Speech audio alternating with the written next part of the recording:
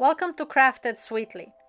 In this video, I will show you how to use the Scorch Marker to create some really cool projects.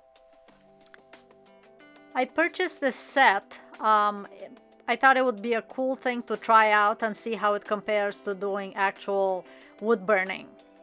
So the kit has a few wood discs. I purchased this on the Home Shopping Network. It has 3 markers and then some instructions with it. To prime the marker, you have to press it a few times until the liquid actually starts coming out. And this is what I made, kind of just playing around with it. But you can use stencils to create the designs if you want to do it freehand. The previous one that I just showed you was done with a stamp.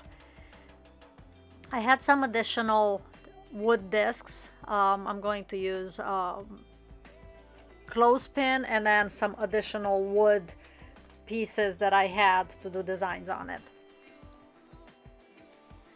On the clothespin, I decided to just write freehand on it. You can, if you have kids, you can write their names on it, add a magnet to the back of it, and then put it on the fridge. So this would make a cool project that way. I decided to use the little wood pieces that I had, and I'm using a stencil. And with the marker, you're just going to color all the empty spaces on it. And it's a little hard to see, and even if it dries up, it's fine.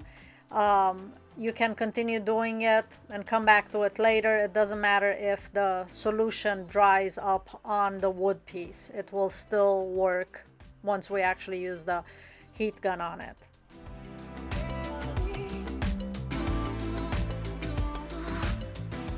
I'll also make a pair of earrings with little paw prints on it. So same idea, the stencil, and I'm coloring and using the marker with the solution in it.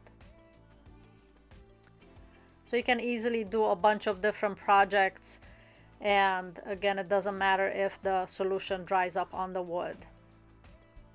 So I did the stenciling on the little pieces that I will turn into earrings, and then these larger wooden pieces, I'm planning on turning them into table numbers. So I'm taking some floral stencils and stenciling the design onto the wood. So I will add the table numbers to this. I did the stencil work first, and now I'm going back and adding the table numbers to each of the wood pieces.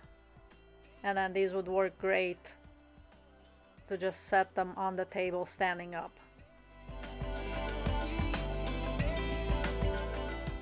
The intensity of the design will be dependent on how long you use the heat gun. Once you're done painting, I'm using a heat gun, not an embossing tool. The heat gun is it gets a lot hotter, so it's best to use a heat gun if you have one. If not, an embossing tool will work, an embossing gun, but it's going to take a little longer. For the little earrings, I'm holding them just because it gets really hot and you don't want to burn your fingers. For the earrings, I do need to put a hole at the top of them, so I'm using a crocodile. It has a little punching tool. It's almost like a hole punch, but it goes through really thick material, including this wood. So just adjust it properly and then put a little hole in it, and that's where we'll do the jump ring and then do the hook for the earring.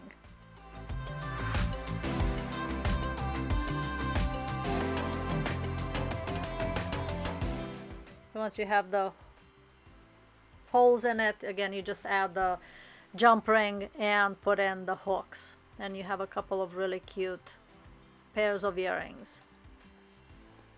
You can make some really fun projects with this. You can make it as dark as you want when you use the heat gun, but you can make some really fun projects without having to do wood burning.